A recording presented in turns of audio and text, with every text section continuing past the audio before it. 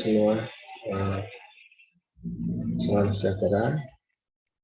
Kali ini saya mendapat tugas untuk melakukan presentasi mengenai perencanaan logistik di dunia kerja dari Universitas GIES Cendekia Karya Utama Semarang. Adapun presentasi ini dibuat dari kelompok 7 yang beranggotakan Krisma Septi, Denny, dan Ferry. Adapun presentasi ini akan saya bawakan sendiri. Lanjut ke pokok pembahasan kita kali ini dengan perencanaan dan manajemen logistik. Adapun arti dari perencanaan tersebut adalah suatu proses untuk memutuskan sasaran dan menentukan langkah-langkah yang dilakukan dalam mencapai tujuan yang telah ditetapkan. Tujuan perencanaan ini adalah merencanakan barang logistik sehingga akan siap bersedia pada saat dibutuhkan untuk mencapai tujuan pelayanan dan plan rencana kerja yang telah dibuat. Perencanaan meliputi kegiatan pemilihan, penetapan atau perhitungan jumlah kebutuhan barang atau bahan dengan metode yang telah ditetapkan oleh suatu perusahaan. Logistik manajemen berfungsi sebagai perancang dan penentu kebutuhan dari setiap program organisasi. Hal ini mencakup kegiatan analisis terkait produk yang akan dipakai, ketersediaan, dan skala prioritas. Kegiatan perencanaan ini berdasarkan dari perhitungan kebutuhan dalam 1 bulan dengan pertimbangan budget yang dimiliki oleh organisasi, aspek ketersediaan, dan juga kemudahan akses untuk mendapatkan barang tersebut.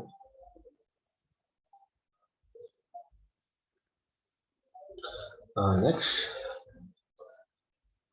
perencanaan kebutuhan, tanda bahwa terdapat ketidaktepatan perhitungan perkiraan pengadaan barangnya adalah kekurangan atau kelebihan barang bahan tertentu yang disebabkan karena pembelian dengan jumlah dan jenis barang yang tidak sesuai dengan kebutuhan atau plan rencana yang telah kita buat selama ini.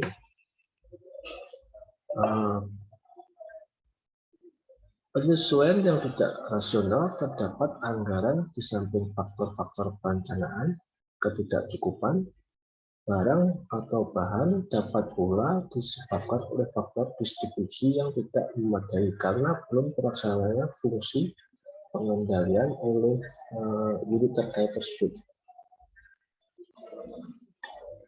Next, penentuan kebutuhan harus dilakukan secara cermat dan dibagi menjadi 2 kelompok, yaitu kelompok recurring requirement RR, yaitu barang yang sifatnya penyediaan relatif berulang-ulang seperti barang itu barang stok atau yang harus tersedia di gudang dengan pergantian antara tiap departemen. Kelompok non-recurring requirement NRR, yaitu barang yang sifatnya tidak penyediaannya tidak secara berulang-ulang, contohnya sekali pakai atau dengan lead time yang sangat lama dalam tersebut. Next, pembagian dan perencanaan kebutuhan logistik.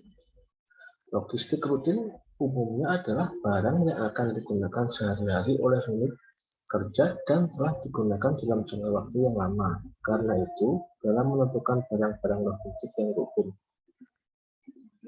unit logistik tidak akan mengalami kesulitan lagi seperti halnya dilakukan dengan cara melakukan inventory control pada barang yang telah dibuat perencanaan untuk ada di warehouse atau di gudang logistik. Lain halnya untuk barang yang barang logistik yang bersifat non-rutin, unit logistik harus mampu melakukan penilaian secara baik sebelum barang-barang tersebut diserahkan kepada user atau pengguna barang. Adapun ini perencanaan logistik dengan gambar seperti kita istilahkan seperti berikut adalah stok dengan non-stok, melakukan stok organ, import barang, record barang masuk, record barang keluar, record barang stok. Order barang memastikan kesediaan selalu ada di gudang.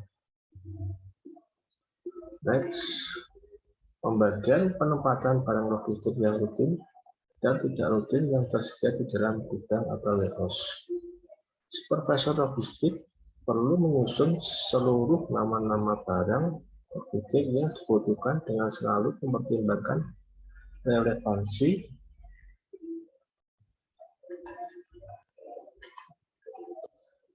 usul dengan unit-unit kerja tertentu yang mengusulkan biaya yang diusulkan, manfaat yang diperoleh, dan mendukung kepentingan dan tujuan organisasi atau tidak, atau apakah barang tersebut dapat menunjang produktivitas unit kerja atau tidak. Menyusun nama barang-barang tersebut berdasarkan urutan prioritasnya. Mitra harus ada, penting atau perlu mencatat secara pasti barang-barang yang akan diadakan sesuai dengan prioritas yang dapat menuangkan dalam daftar nama barang yang akan diadakan atau tidak diadakan kembali. Next, kelebihan dan kekurangan dalam perencanaan logistik ini.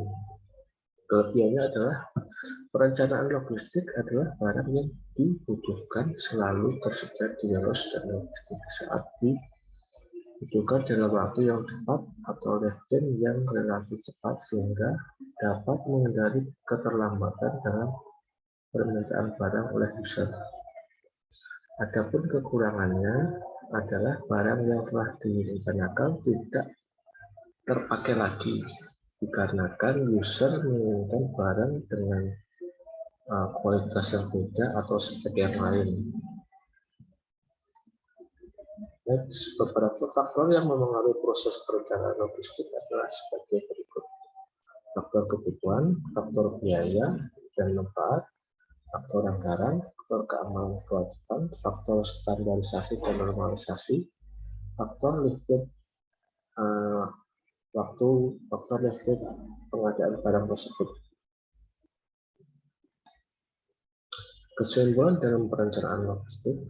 Perencanaan logistik sangat dibutuhkan dikarenakan untuk mendukung target dan rencana perusahaan atau dalam sebuah organisasi dalam mencapai tujuan target dalam menjalankan usahanya untuk yang lebih baik atau yang lebih mencapai target yang maksimal.